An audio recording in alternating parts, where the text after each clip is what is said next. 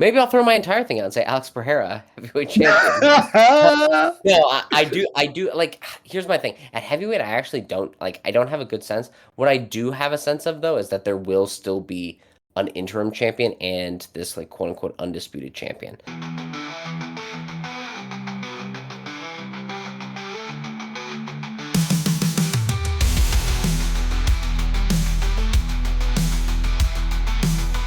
All right, welcome to another episode of Two Fight Fans, where we talk about all things in combat sports. I'm one fight fan, Colin, And I'm the other Stewart.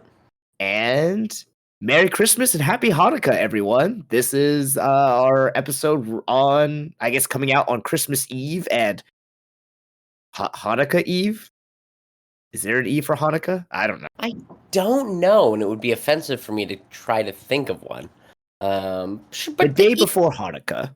Yeah, the eve of all things. Yes. Not all things. Two things. Two Abrahamic religious things. Two things. Anyway, whatever. It's Tuesday. You're listening to this, or you're not. You're listening to it in the future. Who cares? The only thing that's important is Colin. You were too coward to pick a fighter when we were deciding on who would win between Fury and Usyk in the rematch. And I valiantly, bravely picked Usyk. Yeah. And God, it feels good. It does. It does feel good to be right. Good. Yes, it does. But okay, let me ask you. Kind of like from our first encounter with this, how close did you have? Was it like overwhelmingly you said yes, Usyk, or were you like, oh, I think it's Usyk, but I could see it either way? How did you feel at the end of the 12th? Because you sent me a text and you're like, no, there's no hey, are you watching the fight? Wow, did you see that? It was just, how did you score it? Yeah, that's right. That's right. How did you score it? Well, I'll tell you what. I scored that shit 9 rounds, 2-3 for Usyk. Oh, okay, okay. I thought, because there are like 3 big storylines that kind of came out of this card, and one of them was all these fucking dumb casuals watching this fight and going, oh, that was clearly Fury. Oh, what a robbery. Oh, that fight was like, what a robbery. And it was like, that was no robbery at all. No. I saw 3 rounds for Fury. Mm-hmm. I could see maybe 4. Dude, if I really was like, had a hard on for Fury, maybe I'd see 5. But there's not a fucking shot in hell you could get 6 rounds, 7 rounds, 8 rounds for Fury. Whereas Usyk, I'm like, baby, I could have given him 10 rounds. I'll tell you what, like, it's possible. It's possible to give Usyk 10 rounds. Mm-hmm. But no, this was, I thought, I'm like truly, like a truly masterful, once in a generation performance. He did better than he did in the last fight, even with Fury shoring up a lot of the defensive liabilities that he had and holes that he had in his defense. And Usyk ran away with the fight even further. It wasn't a split decision. This was unanimous 8 rounds to 4 on all judges' scorecards. And the AI judge only gave 2 rounds to Fury. Like, I thought this was definitive. How did you score it? I scored it 8-4 for Usyk. Same thing, pretty much in his favor. But I could have seen like a 5th round going to Fury. So like it was close enough for me that I was like, okay, I didn't think it was highway robbery, but I could have seen like, especially because we've had some weird, funky things with judging lately, not just in MMA, but in boxing and everything, where it's just like, okay, they gave a round, like an early round or someone. I could have easily have seen like those, like definitely the first 2, like, I'm trying to remember everything. Like, the third, basically those first 5 rounds were very competitive, and then the back half was crazy. It was back and forth a lot. Crazy. No, I thought it was pretty competitive. I mean, it was competitive, but I thought it was very clear at the end of those competitive rounds. I gave 4 and 5 to Fury, but I thought 1, 2, and 3 very clearly were Usyk. So I thought 2 was very clearly Usyk, but I saw one of the judges did score it for Fury. I thought 1 was also Fury. So, but what the same judge who scored round 2 for Fury scored round 1 for Usyk. So you could just see like these first, I think, almost the first 5 rounds, almost there's like no unifying. Like there's either everyone like 2 of them were different, and it was just all over. So I could see that, like I said, if it could just be gone either way. So, but then once round 6 hit, like yeah, it was pretty 6 onward, it was pretty much just Usyk. Yeah, like pretty definitively. Both 2 judges did give one of the later rounds to Fury. One of the judges gave round 9 to Fury, and another judge gave round 12 to Fury. 12 is crazy. There's no fucking way Fury won round 12. I gave round 9 to Fury. I had him 4-5, and then that later round. But besides that, I was like, no way. It's Usyk easily. So I think I did 2, 4, 5, and 9 to Fury. Okay, there we go. You didn't? Okay, yeah, 2, 4, 5, and 9. Yeah. 2, I have a hard time with. But 4, 5, and 9, I get. 2. Oh, no. I'm sorry. 1. No, because 2. I remember I scored 2. Okay, I could see 1. That's 1 I could squint and be like, all right, makes sense. Yeah. Yeah, 1, 4, 5, and 9. So much of the conversation going in, and even on that night, like listening to the commentary, everything was weighed so heavily toward Fury, and it's not a mystery that they definitely wanted Fury to win so that they could set up this big, huge rubber match. Right, of course. And like Turkey said, like, Fury's like my brother, and like I hope he wins. And so I thought, like, dude, the fuckery, like Usyk is gonna have to do even more work than he did in the first fight to clinch this thing. And they couldn't rob him, they couldn't steal rounds from him. He absolutely took this fight. And anyone who has any boxing knowledge could watch that and be like, yeah, Usyk won that. All these people crying robbery, all these people crying like there was a fix in for Usyk. Which, like, there's no financial reason for, like, there to be a fix in for Usyk. I don't understand the thought. No. Again, it is just this whole year was like a very much, everyone has become an armchair expert at fighting sports. Now, granted, you and I, to the average person, are just 2 randos talking about this online, but we have years of experience in martial arts and training and fighting. I have not fought at the level of Usyk and Fury fighting very few have. So like, I guess you could say like, yeah, I don't know that, but we definitely know more in terms of what goes into preparing for a fight and actually getting up there on the big stage. But this year has been very much like everyone thinks they know everything about fighting, which I guess that's really true about any sport. You listen to anyone talk about any sport and their favorite team, they think they're now the general manager of said team. Yeah. Well, and I think it's especially unique in fighting because it's the best Onion article title ever, which is like, average man overestimates his ability to fight by 400% or something. like that is like really, like, people are like, oh, no, it's definitely this other dude. And it's like, bro, you've never thrown a kick in your life.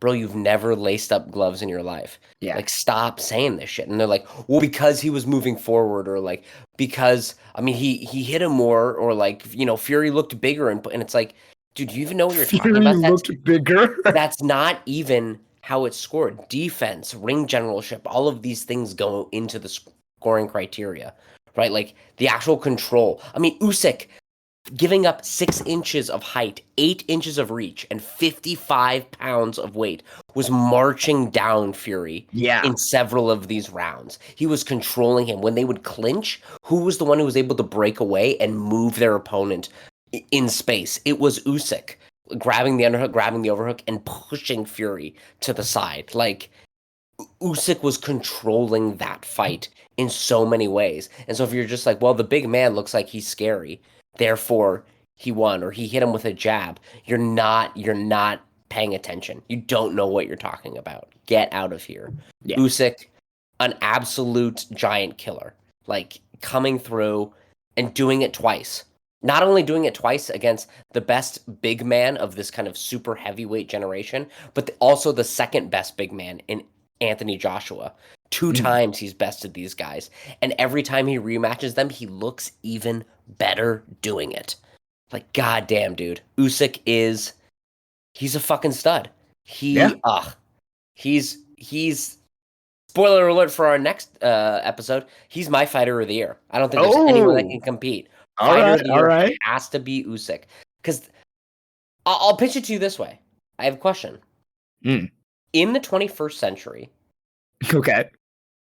is there a better boxer than Usyk? And I'll remind you, he won gold at the Olympics. Okay. He cleared out and became definitively the number one cruiserweight of all time. Mm-hmm. He then went up and beat the two arguably best heavyweights of this era at this like in an era where they are massive 265 plus heavyweights. When he was fighting at the same weight Joe Frazier was fighting at, Muhammad Ali, when heavyweights weighed 220, and he outclassed these guys. He didn't have Sonny Liston-esque power. He used technique and beat them. And if he retired today, he would have been the first person to unify the four belts at cruiserweight, the first person to unify four belts at heavyweight, an Olympic gold medalist, and undefeated.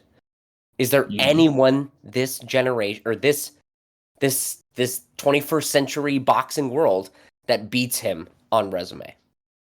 Oh man, I mean, we would really have to consider like, okay, weigh how much like, kind of like we've talked about before, like your level of competition and things like that. I'm not saying that he's fought donks by no stretch of the imagination, but I want to point out people like Canelo, what he did, and Pacquiao, Yep. so like that is a really good question. I think it definitely puts him in the discussion. I would like to think on that more. Again, I know I don't have an immediate answer for you, but my gut does tell me that he definitely deserves to be considered in the top pound for pound greats of the 21st century right now. Yeah, 100%.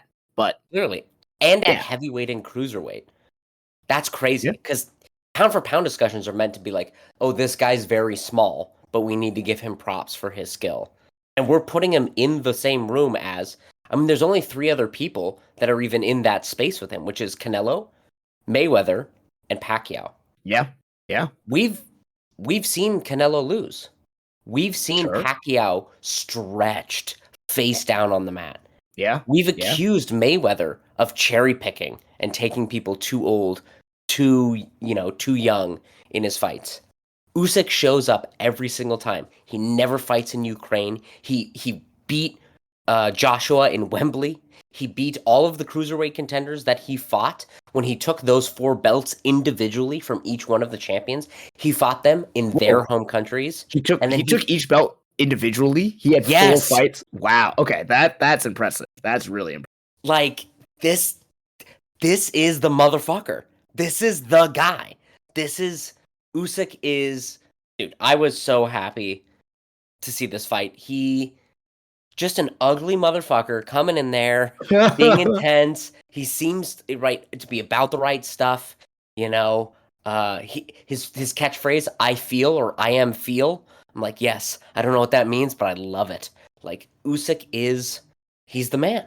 He's the man. So I think he's probably no less than number two in the 21st century when it comes to boxing. Like he's phenomenal, dude. He's phenomenal. He is no, there's no doubt about it. He is definitely phenomenal. And I do want to point out one thing that you said, and this is just talking very briefly about this fight. Yeah, being the smaller guy and marching down Tyson Fury, like Yeah. I was like, what is going on here? Like, what? Like, is it just Fury is having problems with like the footwork or the dealing with the pressure? What's going on? And yeah, I was very impressed by that alone.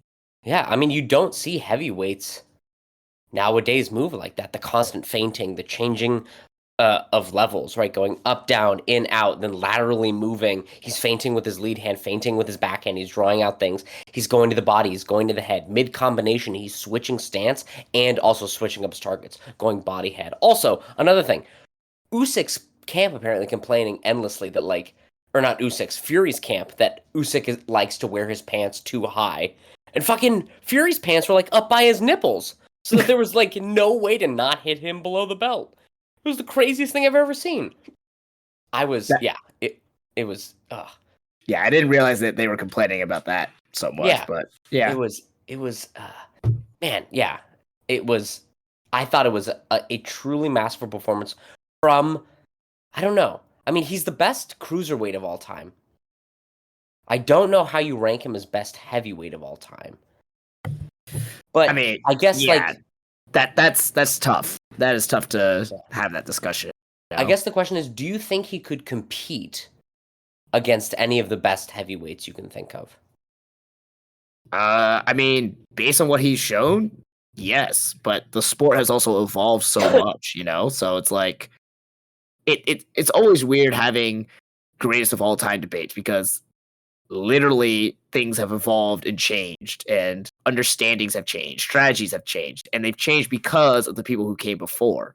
Sure. So it's hard for me to say that, Well, you let's know. just go back a couple of generations then. Do you think Okay. he'd beat the Klitschko's? The Klitschko brothers who Yes, I lost think to I think he would beat the Klitschko's. yeah, and then we've got who before Which is that? crazy to say that too. Like, because I thought the Evander Klitschko's would never be beaten, but I mean they yeah, both were, so yeah, to Joshua and Fury, and he beat them both, man. He beat them both twice. yeah. So he beats Klitschko's. What about Lennox Lewis, Evander Holyfield? I mean, those guys were also just so big too, and I like, mean, were they 285, 6'10"? that's a good point. Were they 6'6", built out of marble like Anthony Joshua? Hey, you're making a compelling argument here. Yeah. And now you're going to get somebody close to his size. But Mike Tyson did have thunderous power. Did he have the skill? Did he have the ability to fight out of both stances? Did he have the grit and determination of an Usyk? Did he have the savvy? I Yeah. don't think so, baby. I don't think so. So now I'm like, look, he could compete. I think he could compete at least with the best heavyweights that have ever been in boxing. And that's crazy, right? Like, that's crazy to think about that this guy who never was the favorite son of boxing, who always had to go like the hard way through this sport, has come out at 37 too. He didn't blow through this when he was young in his physical prime. At No, yeah. 37, has He's older proved than us. Fury. Like, what the Yeah, hell? dude. Oh, he's an absolute stud. And like, what?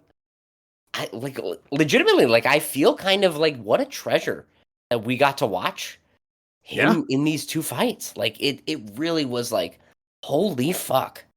This is the good stuff, man. it This is the good is. stuff. Yeah. Yeah. How would you rate the fight overall? On a scale of 1 to 10? Mm, I mean, it was very entertaining, but I was definitely I was impressed with Usyk's abilities and his skills and the technique and the adjustments that both men made. But I do rank their first fight way more just exciting. I Yeah, guess part of it absolutely. is the the stakes that were there, for the four belts for the first time in the modern era, the adjustments they made, the drama that happened in the fight. I mean, I would say that is like a near perfect fight right Yeah. there, for 10. So I would say this is still pretty high up there. I'd say like like an 8 still. Yeah, that's I'm right there. I think Okay. this is about an 8. But this is good, right? Like if you need to show a highlight of the fights this year, you can show both of these, right? It wasn't the Yeah. like then they both became overly cautious. Because Fury, we have to say, he did hold up a lot of his or shore up a lot of his defensive issues that he had Hmm. from the first fight. He seemed much more concerned about controlling distance, controlling space, not getting caught with big shots. Yep. But while he improved defensively, he didn't like improve offensively to match that, and that just allowed Usyk, I feel like, to kind of run away with this fight Right. and show that he's just the better man. I was expecting him to try to implement more of that, like that sweeping uppercut he did kind of early to midway Mhm. through the first fight and maybe work to the body a little bit because he did do that a little bit, I think, in what, round 2? Yeah, Was it? but then he got caught. Usyk would time it and step through and Yeah. and catch him, right? Like, yeah. Usyk was ready for that and like immediately punished it when like, don't try that again or I'll get Yeah. you. Yeah. Yeah. Um, yeah. So what a great fight. What a great fight. So the question is, where do we go from here at heavyweight boxing? Do you have any matchups that you want to see? Oof. I mean, I just got back into boxing, so I am not even familiar with a lot of the heavyweights now, and a lot of them seem to be kind of on their way out, and these were really the two top of the top. So I don't know, like what would we even be next for Usyk? Well, Usyk Dubois had said, again? yeah, Dubois, right? Get a rematch with Dubois because I mean he is kind of the rightful next guy at heavyweight, Yeah, and it would then be for all four belts again. yeah, So you'd at least get that. Uh, yeah, I mean Dubois has a fight in February against I think Joseph Parker, okay, um, which is a good like challenge. Joseph Parker's a very good fighter at heavyweight. I mean he doesn't have the star power of Fury or Joshua, but a good fighter. And if he beats Dubois, like he would have earned the shot. I mean, if Usyk retired, I wouldn't mind it, but I mean, just any chance to watch him kind of perform again, I'm into that. mhm. That's good for me.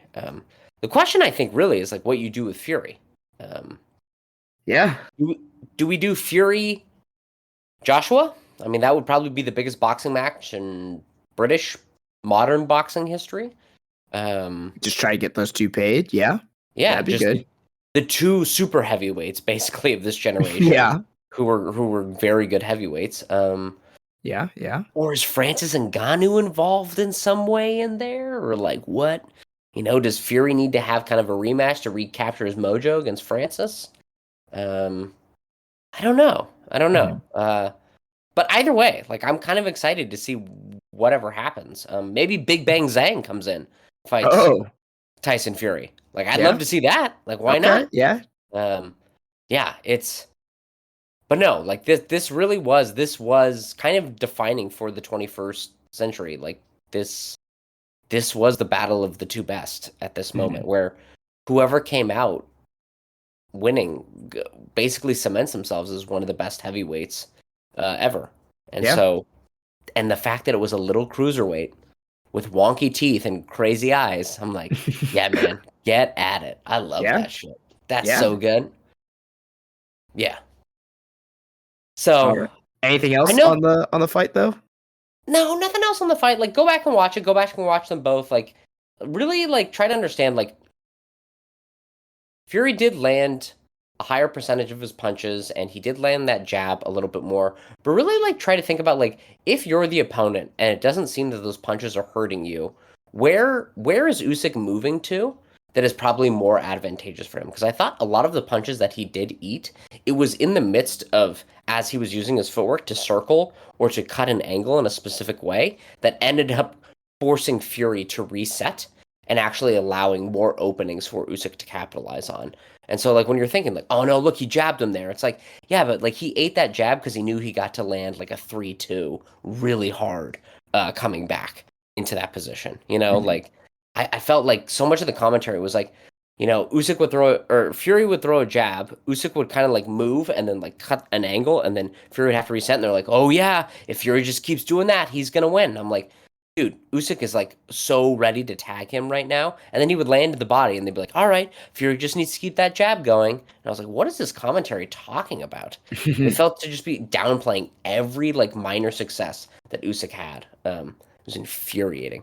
Mhm. Uh, but I did have two questions for you. One, now that's the end of the year of boxing, we don't have Inoue. Yep. Are there any big matchups?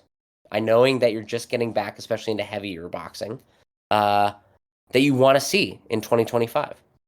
And then this leads into some of our predictions for 2025, I think. Yeah, yeah, but it's mostly the lighter weights. I ever since you mentioned it, I do want to see Inoue versus Lomachenko. Like Yeah. that would just be such an awesome fight. I don't know if it's gonna happen, but goddamn, I would love for that to happen. It's your But dream fight of 2025? that I think that's one of my dream fights for boxing in particular. Mm-hmm. You Yeah. know, That's a good one. Any yeah. others, or is that basically it? Um, Just again, over. some of it is like I have to like get reintroduced to the division and the states that Mm-hmm. they're in and the people. I want to see more Terrence Crawford. I want to see Javante Davis. Mm-hmm. if Usyk fights again, like who he'll fight against, So yeah, it's that's a good one. I want to see that one. I also think Terrence Crawford versus Canelo Alvarez. That's a ooh, fight I really want to see. okay. And then, so Usyk, I went back and looked at this. I misspoke last time. Usyk has never been dropped in any of his professional bouts. Um, Really? he had been quote unquote dropped to the body against Daniel Dubois, but it was ruled that it was below the belt line Oh, and okay. into the groin when he took the knee. And so there was some controversy about like was it below the belt? It definitely was below the belt, but was it like in the crotch or was it like boxing belts right above the navel? Was it like at the navel line? So like it's still kind of a body shot in MMA.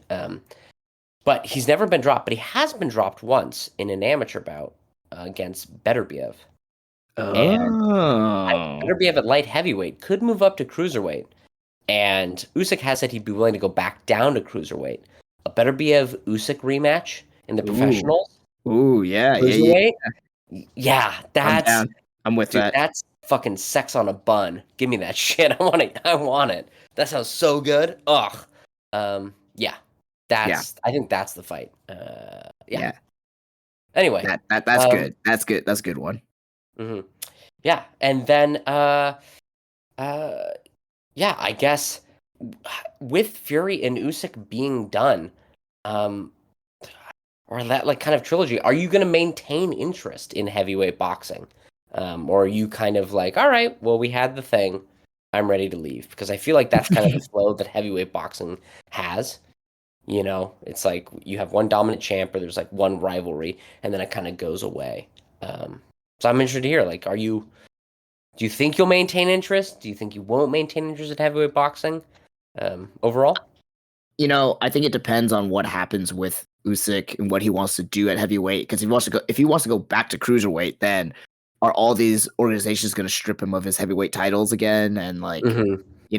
and then we get into like the politics of boxing, which I fucking hate and it's fucking stupid. Uh, Yeah, but in terms of like actual heavyweight boxers, yeah, if Usyk stayed, basically Usyk and Fury are going to keep a lot of people's attention.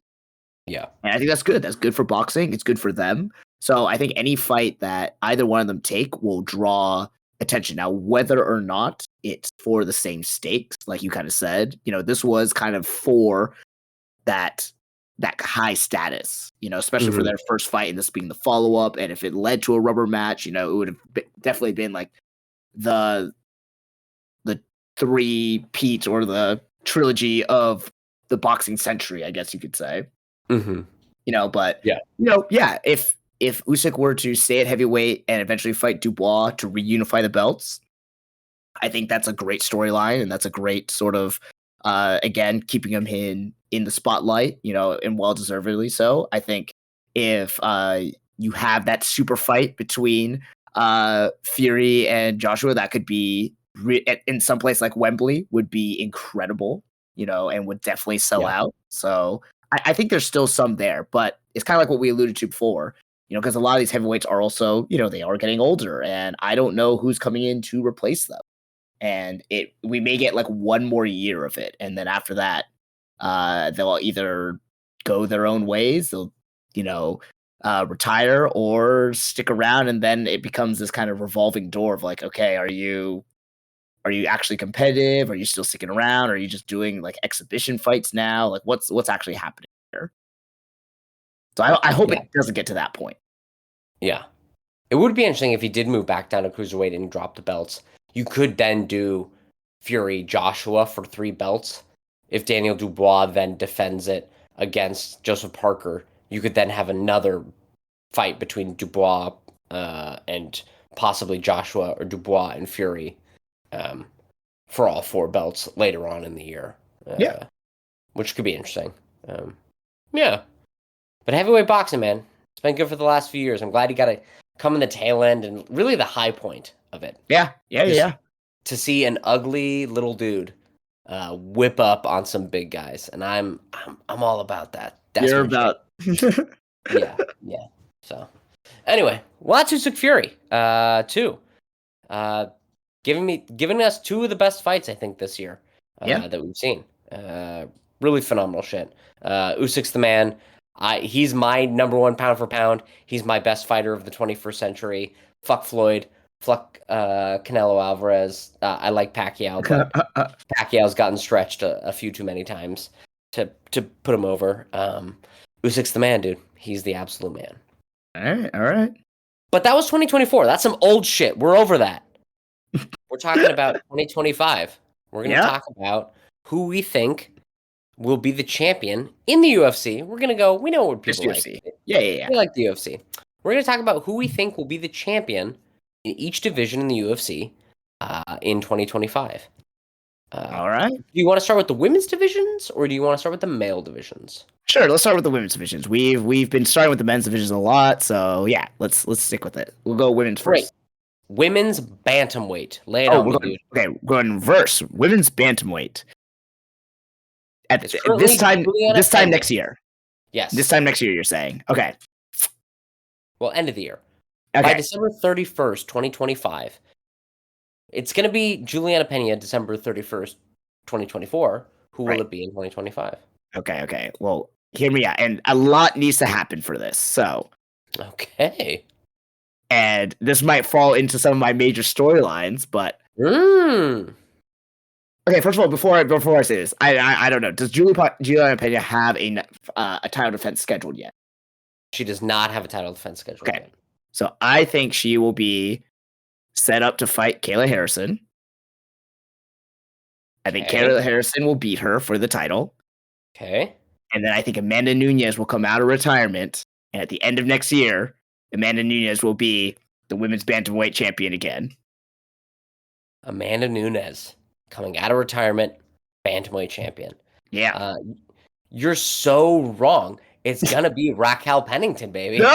She's coming back. Because what's going to happen is that Kayla Harrison is going to miss weight or not be able to make the fight, and they're going to have to do a short notice replacement, and Raquel Pennington is going to come in, and she's going to take the belt from Juliana Pena, and then be like, ooh, I'm injured, I can't fight Kayla Harrison, and it's going to be Raquel Pennington by the end of the year, baby. It's Raquel Pennington. That's what's happening. Okay. Raquel Pennington. Okay, and no interim champion then. There's going to be none of this double champion, interim champion bullshit. I'll say no interim champion. I'll say just Raquel Pennington. Just Raquel Pennington. Women's bantamweight's not important enough to get interim champion. That's fair. Okay.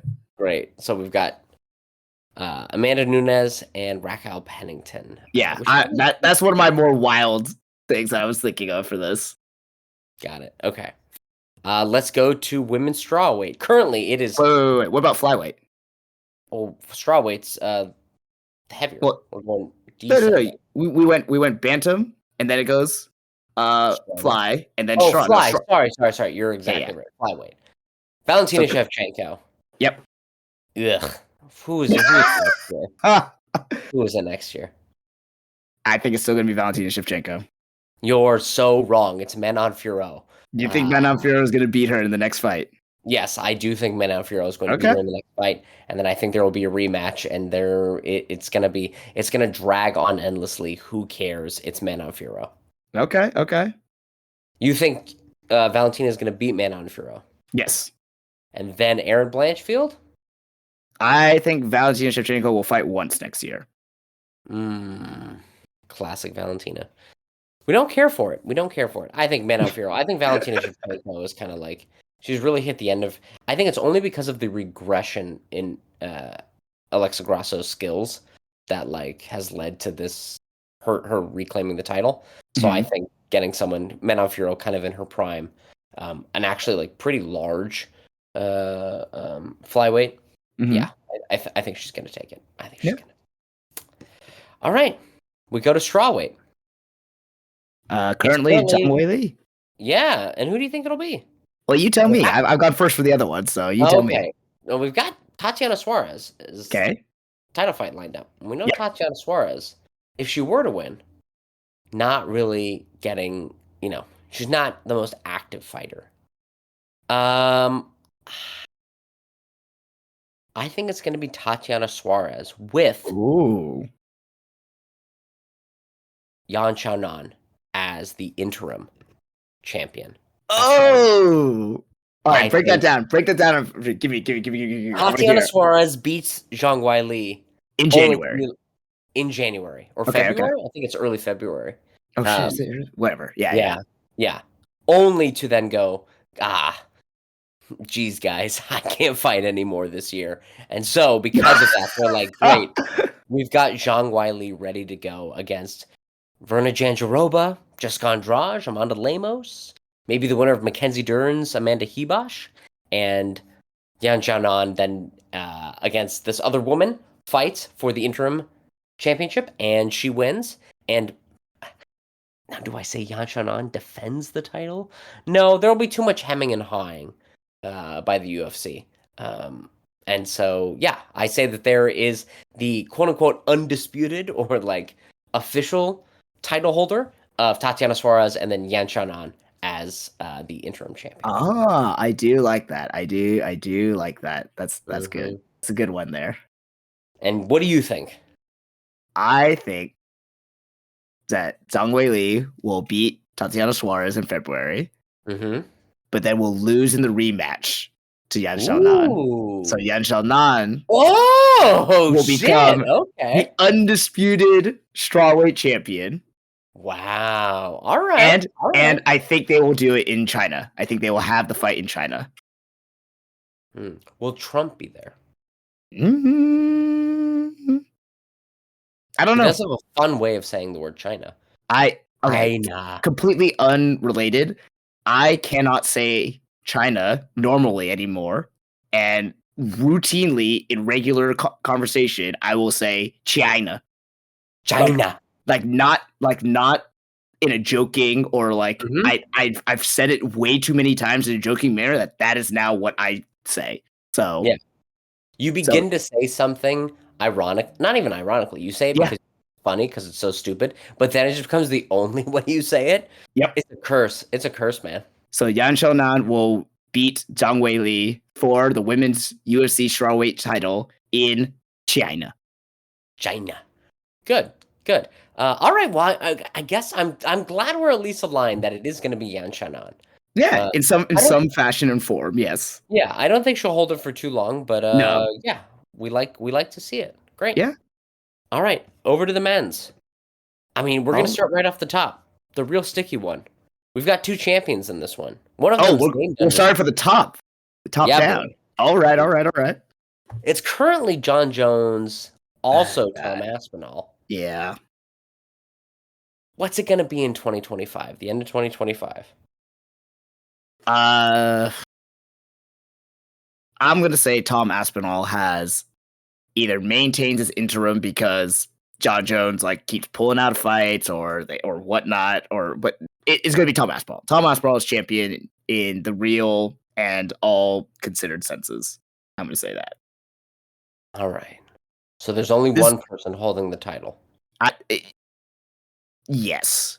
It's gonna be like, oh, John Jones, like okay. I don't think John Jones will fight next year. So Mm-hmm. unless they strip him of the title or he Mm, officially retires, he will still have mm, this weird belt on. And because Dana White has a giant raging boner for John Jones right now, mm-hmm. won't strip Mm-hmm. him of it. So I Mm-hmm. think we're gonna have. I think that's gonna be another talking point of this year. We're gonna have a whole year of Tom Aspinall being an interim champion. I'm so glad you said that because my prediction is that John Jones will be the undisputed champion and interim champion, Tom Aspinall. It will stay exactly the Exactly the same same. Yep. as it is now. And that might be that maybe they do fight, but maybe John Jones is losing that fight. And he goes, could work if I poke someone in the eye and kick him in the balls. And then maybe it's declared a no contest. And if you don't beat the champion, you don't get that belt. So Mm. therefore, you still have an undisputed and you still have an interim champion. Well, no, you won't have an interim anymore, right? Oh, that's right. Mm, If they fight, there's only going to be one champion afterwards, regardless of the outcome. okay. Maybe I'll throw my entire thing out and say Alex Pereira, heavyweight champion. No, I do. Like, here's my thing. At heavyweight, I actually don't like. I don't have a good sense. What I do have a sense of though is that there will still be an interim champion and this like quote unquote undisputed champion. Like, I really like, even if if Tom Aspinall takes it because Jones drops it, I could see by the end of the year Jones going, "No, I want it," and then not Tom Aspinall not making the deadline, and they still give John a interim championship. Like I still see this fuckery going on where there are still two belts somehow, even if Yeah. they've swapped places floating around. Yeah. Yeah, that's my prediction. Okay. Two Okay. belts. Still champion and interim champion. Yep. Yep. Okay. Now this one's tricky, I feel like. Light heavyweight. Yeah. Yeah. It's currently your boy, It is my boy. Alex Pereira. Sounds like he's got a fight booked, but he says it's not Magomed Ankalaev. So does that mean he's going to heavyweight? Does that mean he's going back down to middleweight? Who's to say? Where do you think the belt will reside at the end of next year? I think Alex Pereira will still be the light heavyweight champion, but I think he will have taken a fight elsewhere. Okay. So will So he have defended the belt in the new year? yes. Yes. Okay. Okay. But yeah. But you think he'll also have fought at heavyweight? Okay. I think he will have one fight at heavyweight. But his square ass face is still going to be on the UFC's website in the championship spot at light heavyweight. Yep. And as him and all of his fanboys say, Chama. Yeah. I mean, maybe they say that. I don't know what it means. Yeah, I don't know either. I just use it. He's just using it for everything, so it applies here. I guess. I don't know what it means. I kind of find it annoying, but whatever. No, it's gonna be Ankalaev. Ankalaev is gonna actually. You know what? Come on. Okay, because that is also going to be one of my predictions for the next year. I know we're not doing like anything like major or specific or anything yet, but my prediction is when Alex Pereira and Ankalaev eventually fight, Ankalaev is actually going to look fairly good. In fact, he may even take Alex Pereira down. We'll be like, oh shit. And we're going to realize, this is a big mismatch. Ankalaev is a lot stronger on the ground. And it's like, okay, if this happens, this is like how the fight's going to go. Ankalaev will walk away the champion.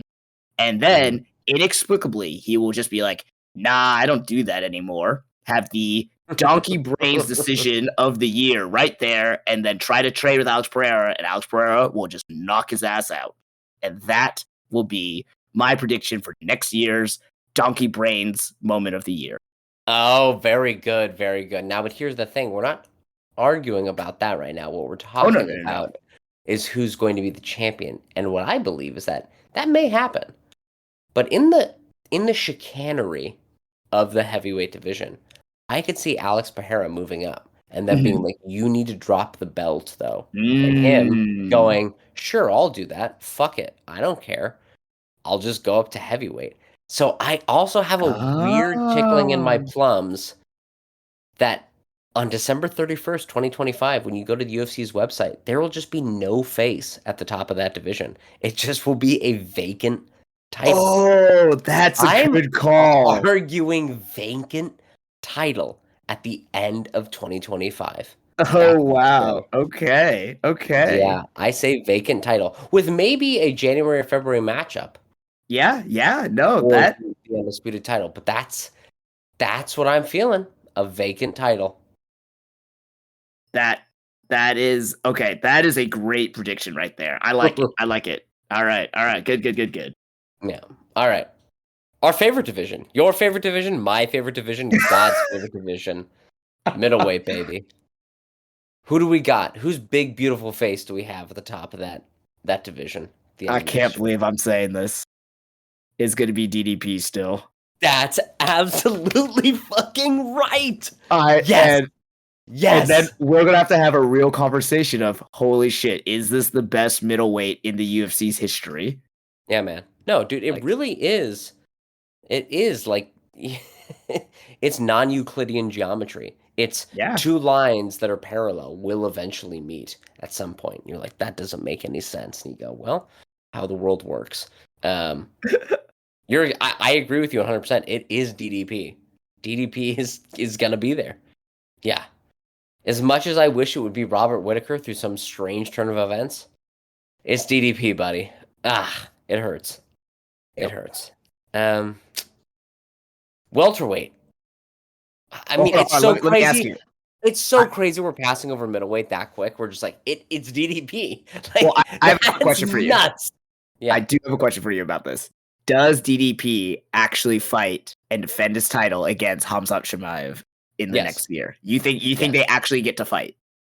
So he's fighting early February, I think the second week of February, Yeah, against Sean against Sean Strickland. Strickland. And then Yep. that leaves open. They usually do a Saudi Arabia or Abu Dhabi card in October. That leaves him quite a few months. I mean, 8 months to prepare for that card. And especially with Trump coming in, sanctions will be lifted on Hamzat Chimaev, so he might be able to fight in the United States. So they might even do International Fight Week in Yeah. July with Hamzat versus DDP. And here's the thing, Robert Whitaker said it, and I believe it. Nobody in the middleweight division can defend that first line takedown, right? Nobody can stop the grappling in the first round. Mm-hmm. But what we've seen is DDP, like black mold, is impossible to eradicate in one round. You have to be there for 5 rounds with that motherfucker. Otherwise, he might pull off ESPN's submission win of the year over you, even as you're lighting him up. I think he drags Hamzat into deep water and is able to beat him. Yeah, I actually, you wouldn't have caught me dead saying this at this time last year, but like, that's where we are, man. That's where we are. Yeah. Mm. So it's DDP. It's All DDP. right. Yeah. Yeah. Yeah. Okay. Okay. All right. Welterweight. Now this one is, I find this one pretty hard. Bilal Okay. Muhammad is currently there. Yep. What do we think? We've got Shavkat. Yep. We've got Jack Della Maddalena. Yep. We've got Islam threatening to go up. We've got Ian Gary. What do we've got that bone infection in Bilal's foot? Who's the champion? I will say Shavkat Rakhmonov. Yeah, it's a good pick. But quick question. He doesn't train with Islam, right? No. No, okay, okay. Because I know Islam will not fight his teammates or anyone like that. So Yeah. like No, when no. Bilal won the championship, he was like, okay, I may not move up anymore. Yeah. Yeah. Shavkat's a good call. A good call. So the question is, does Shavkat fight soon and then does he have a title defense afterwards? Does he No, fight Islam Makhachev? no. So I think he's on the shelf for a little bit until his knee heals. So he won't fight until the second half of 2025, which he will challenge for the title then. Okay. Is it against Bilal?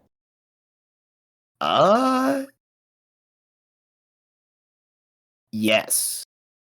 I Okay. think Bilal defends it once against I don't know who. You know? Maybe Gary, yeah. Yeah. Yeah. I think he does defend it. Okay. And then towards the end of the year, he'll finally have his match against Shavkat Rakhmonov, and Shavkat will beat him. Okay. Interesting. Ooh. Okay. Okay. This one's tricky because Yeah. if A lot Shav is very fluid right now. yeah, if Shavkat could fight in the first half of the year, I think he'd beat Bilal, but then I could see Islam possibly beating him, moving up and Yes. beating Yes, I could see Shavkat. that. So I'm still gonna say it. Islam Makhachev, champion at welterweight Ooh. at the end of the year. That's what I think. Okay. Okay. Okay. I Yeah, like it. I think it's Islam Makhachev. Yeah. At the end of the year. I think that's a very big possibility if Shavkat fights in the first half and takes the title then, and then has to defend it at the end of the year. I just don't think he's going to be ready to fight. I think you're right. Like, I think that's, no, the smart money is Shavkat, but We're not smart. No, I'm a big dum-dum. Don't listen to me. Yeah. We've been saying that ever since we started this. So we're big dum-dums. Lightweight, lay it on me. It says Islam Makhachev right now. Who's it gonna be? Oh, I think it's still going to be Islam. I think it's still going to be Islam. See, now, since I've already dug myself in a hole, I've dug myself in a hole for these, like, next 4 divisions. Well, Because okay, I no, think, but this is assuming that he has to relinquish the title to move up to welterweight. which I think they'd probably make him do that. I Okay, don't okay.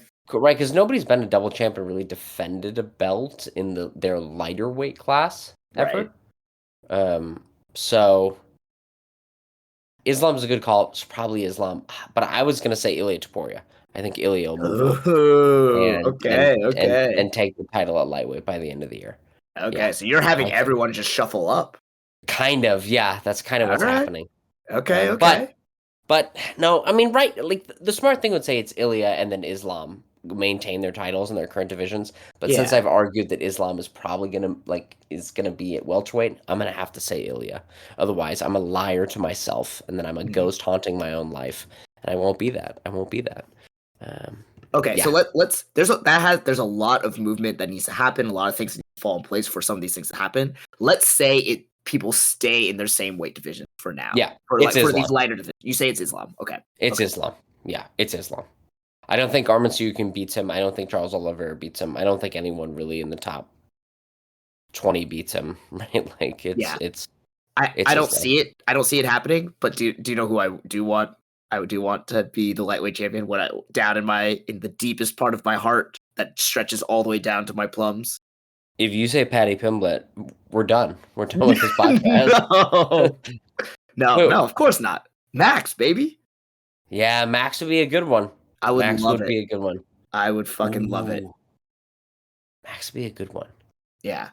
Is it likely? Probably not. Not with Islam's wrestling prowess, Yeah. But I would God, love that'd it. be good though. God, I I would would love love it it. too. God, I Yeah. would be so. Oh man, Yeah, that's true ecstasy I heard in your voice. that was Um, that was. yeah. So you're saying Anyway, Islam, which is probably the right call, but yeah, yeah. I'm calling Ilya Okay, just to see. okay, okay. Which brings us to featherweight. All right. So yeah, if Ilya moves up, does he also retain this title, or does he relinquish it? And he relinquishes it, I think. Okay, okay. Maybe he won't initially, so he can hold both belts above his head, but then he'll give up one of them. And I think by the end of the year, it's Alexander Volkanovski back as the featherweight Okay. king. All right. All right. Yeah, that's my thought. It's Volkanovski. If Ilya leaves, right, it's either Ilya or it's Volkanovski. And since I've argued Ilya's going up, I think it's probably Volk. Probably because he's going to have to fight Diego Lopez or Mozart Evloev, and I mean, I pick Volkanovski 10 times out of 10 against Diego Lopez and, 7 times out of 10 against Evloev. So, yeah, Okay. I call Volk. Okay. I'm saying Ilya stays in featherweight, or if he tries to go up, he will still retain the Hmm. champion. So I'll say he won't be stripped of it. So I'll say Ilya Taporia. Got it. Yeah, makes sense. I mean, I think that's a good call. Ilya and Islam in their current divisions. That Yeah. works. All right. Bantamweight, Bantamweight. baby. All right. You Hmm. you tell me now because I've been hemming and hawing on this division for a while. So what do you think? I think it's Umar Nurmagomedov. All I right. think All right. Yeah. Yeah. I think Yeah. he's beaten Marab, and I don't know. He might fight only one more time, and maybe it'd be against Sean O'Malley. But after his showing against Corey Sandhagen, I'm like, I don't think Sean's got much for Umar. Mm, I think the Nurmagomedov family continues to kind of really be the new kings of this like modern era in MMA. So yeah. I think it's Yeah. Umar Nurmagomedov. Yeah. Okay. I like that call. I think that's a very good call there. Hmm. Um. Yeah, I've been going back and forth between Marab and Umar and watching some more of their fights. I don't want to be flip floppy, but you've kind of convinced me. I think Umar will take the championship away from Marab in their upcoming match. And dare I say, I want him to stay. I want him to stay champion, but I do think Sean O'Malley might make a comeback and might Ooh. sneak a win against Umar. Okay. But I think it's going to be pretty contested. Hmm. And even to the point that we call like I think that was pretty robbed right there. Interesting. Okay. Okay. Yeah. Sean O'Malley. Interesting. All right, we'll see. Yeah, yeah. Yeah, that's not bad. That's not a bad call. I mean, nobody really thought he would beat Petr Yan and then beat Aljamain Sterling, and he did both those things. Yeah. So yeah. All right, and now comes the last one, Flyweight. flyweight, where we have the cannibal at the top. Yeah. I've got a pick you'll never see coming. Uh, You let me know where okay. you're going here. Okay. You know, the thing is, I thought every time we've talked about Pantoja, I thought, okay, well, this person has something against, like, he's got, you know, this person has this on him, or this person, if we can get the fight to this here, then they've got the advantage against Pantoja. But every time, Pantoja's really impressed. He's shown really great, great adaptation, and he's shown in his fights that he's getting better. So will that trend continue in 2025? I don't know. Um, but my gut tells me it's going to be Pantoja. But God, would I love it if it was Kai Kara France at the end of the year. You think it'll be Kai Kara France? Maybe. I would love that. It's kind of like the whole I would love it if Max won, but I do think Pantoja, based on what he's shown us in these last few matches, I think he's going to retain it. Makes sense. Right, because we've got Roy Vol versus Manal Kopp. Yeah. And we know Pantoja can beat both of them. We've seen him beat Brandon Moreno 3 times. Brandon Moreno beat number 3 Amir Albazi and Kai Kara France twice. Maybe Kai Kara France might take the title. Tatsuro Taira probably has a little bit more building to it, but there is somebody on a 5-fight win streak. Nobody's talking about them. And that's my boy, Asu Almabayev. You're going to go Asu Almabayev is going to be the champion. Because here's the thing. They're going to run out of contenders for Pantoja, and everyone's going to count Asu out, and he's going to come through, and he's going to show you that he's the fucking legit deal. It's Asu Almabayev as the flyweight champion, December 31st, 2025. Mark it, baby. That's exactly right. Okay, yeah. Okay, I like that call. That basically means he's fighting second then. So whoever Pantoja fights next, he's gonna make quick work of them, and then also Almabayev will win his next fight, and then he will be the next one just based on like availability. Yeah, because I could see Almabayev fighting Tatsuro Taira next, and I could see him winning. And then whether Kai Kara France beats Pantoja, because I assume that's what's next, or Pantoja beats Kai Kara France, I think neither one of them is really looking at Asu. I think a lot of people are looking at Asu.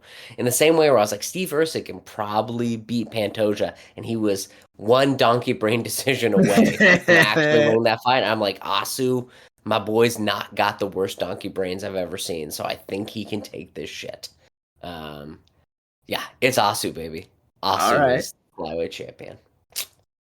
So there you have it. Those are the champions. But that's not all for the predictions. Okay, we needed our top 3 biggest storylines. What are the big 3 things that we're talking about the most at the end of 2025? Oh my God, that is okay. Okay, well, give me your first one so I understand what kind of scale we're talking about here. Oh, it's just the biggest things that we think will happen in MMA or boxing, just combat sports in general. Shit. Okay. God. Yeah. Okay. All right. Biggest storylines. Give me one then. I think one championship folds at the end of 2025. Yeah. Okay. I think, or if they don't fold entirely, they swear off actually doing MMA competitions and they just revert to 4-ounce Muay Thai and grappling. Okay. That's my first call. I think they're kind of getting close to being done. The venture capital money is drying up, and it's going more towards this. Did you see this new fight league that's coming out? What is it called? Global Fight League? No, what is that? So they've basically gotten the Alexander Gustafsson, Tyron Woodley, like a bunch of old ass fighters, Wanderlei Silva, Fabricio Verdum, and they're essentially bringing back. Do you remember the IFL? International Fight League? There was like the team ones. Okay. They had like Detroit Diamondbacks and the 4 City Silverbacks, whatever the fuck. I went to one in 2006 where Roy Nelson fought And Oh, Jeremy Jesus. Thorne fought. It was in 2006. It was in Oakland. It was in the Oracle Arena. It was it was good fun back then. But it was, this whole thing of like team MMA has happened before, and it wasn't successful then. So I don't know who the fuck is giving these people money to create this fight league. Anyway, uh, but it seems the venture capital money is going towards more new kind of quote unquote innovative MMA organizations, and so I think one championship basically folds or is like on death's door and is no longer doing MMA for the Okay. last 6 months of the year All right. of 2025. Okay. That's my first guess. We lose one. One is gone Okay. Okay. as a full promotion. All right. I Yeah. predict that again. Also, well, not also, but in boxing, Mm. okay, Jake Paul will get a fight signed with Conor McGregor, but then the fight Ooh. will not fucking happen. Oh, interesting. Like they'll Okay. say, like, okay, it's gonna happen in summer, but something happens, or whatever, and Conor McGregor has to pull out, like an injury or whatever, and it just keeps getting delayed until like it either is rescheduled or is canceled indefinitely. Canceled indefinitely. Okay. Okay. Interesting. Yeah. Could be. And then And someone you else would be thrown in to fight Jake Paul, kind of like what's right. happened before, like with Mike Perry and whatever. But it would just be You like, all think right, that's whatever. Jake Paul, not Logan Paul? Yeah, isn't it? Isn't Jake Paul been the one saying that he's going to fight Conor McGregor?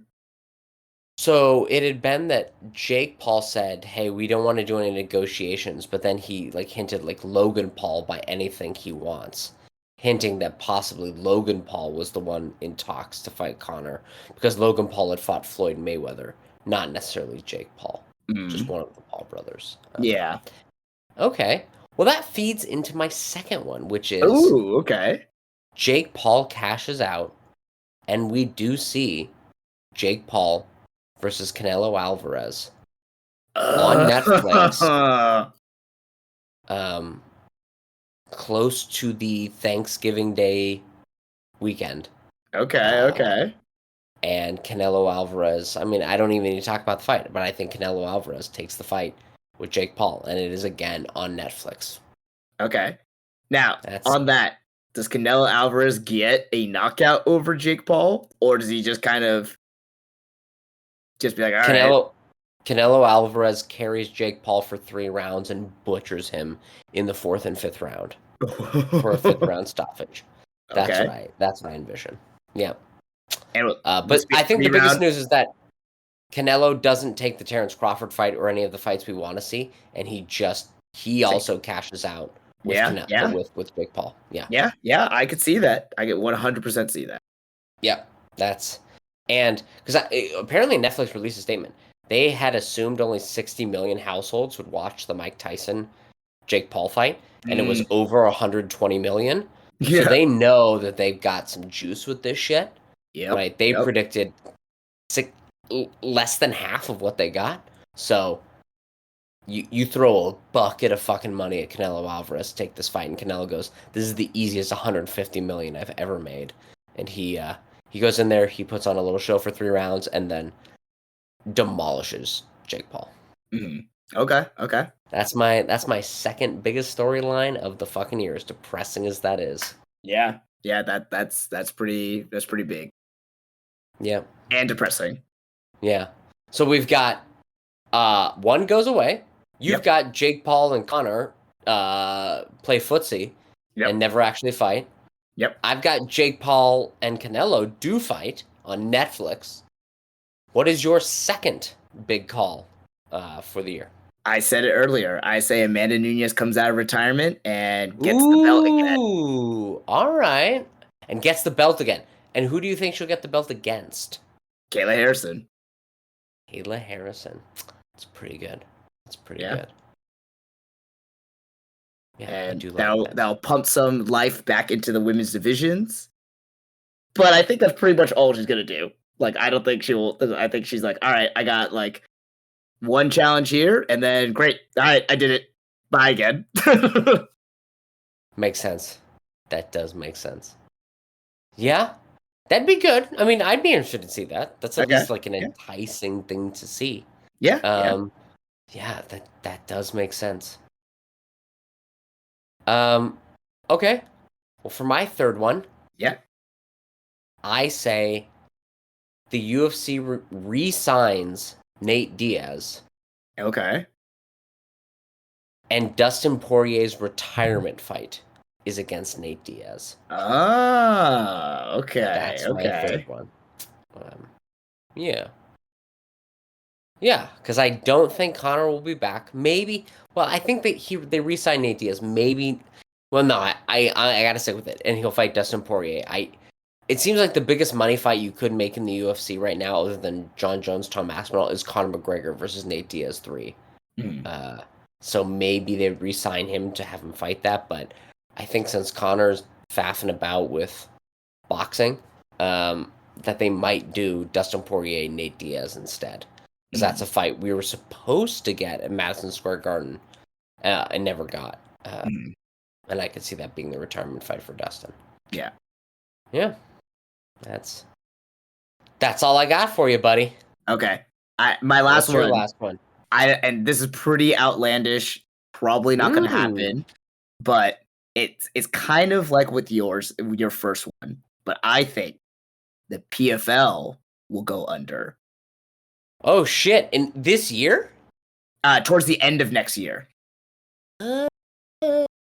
And I think there will be rumors or talks of maybe Francis Ngannou returning to the UFC. Now on the scale of super unlikely to super likely, where are you floating on the fact that Turkey has expressed wanting to make John Jones versus Francis Ngannou? Do you think that happens next year? Wait. Who's been wanting to? Turkey Al-Sheikh, the big money bags for Oh. boxing.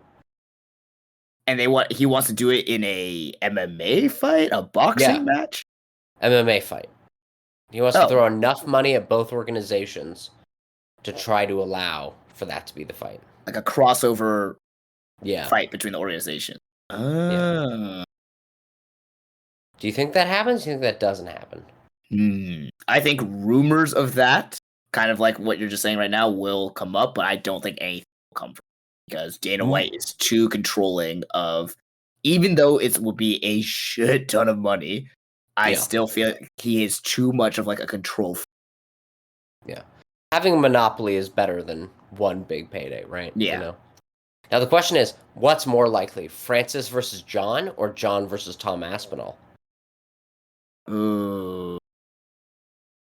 What about Francis versus Tom Aspinall? I mean, that's the fucking fight to make, right? Yeah, like, yeah, that's the best fight at heavyweight to make right now. Yeah. That's the fucking shit. Yeah. So what we're saying is that any competition for MMA is going to go away, and boxing is continued to make a circus of the sport, is what we're saying in 2025.